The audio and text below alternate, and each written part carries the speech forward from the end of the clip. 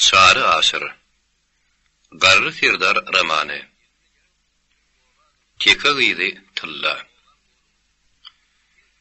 Tylla, garryň gap böwrüne oturup, ozukda ýanýan şetiniň ışygyna ýygy girýärdi. Onuň ýedi dogunun, kakasyn düýedir goýun türüsiniň ýygyny ulyňly gün hilpendir üçin ýadap, agşam naharynyň soň haýdan-haý ýatmak görüp bolarlardy. Başlaryny ýatsa oýdurar. Şo bagdyda füýzu kawatdylar.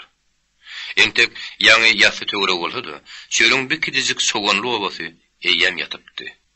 Tallalaryň öýleri bu obanyň iň gülmatar çetinine buran üçin, gejäniň gum guklugyna gyýdyn göwnüne her gorkunç pikirler gelýärdi. Ýaňy ýakynna Abdulla Serkerdäň atlylary, Selmeliniň oýuna söýüp 5 tany gyýdy alyp basanlyklaryny, ýüzleriniň guruna bir bölek düýäniň türünliklaryny habar berdiler.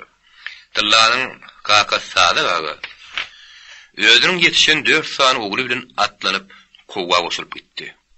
Gyýylar alyp gaçan atlylar haf öňden giden bolmagy şemeli.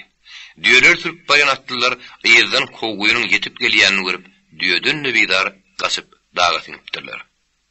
Şeýlerik bilen giden kowy gyýylar alyp bilmän bir bölek düýän türüp gyýylaryna gaýdyp gelipdir.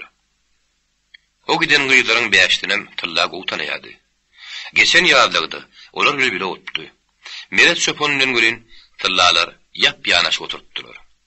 Şonuň üçin onuň gyýylaryny, cennet bilejerini ol gatgo görýärdi.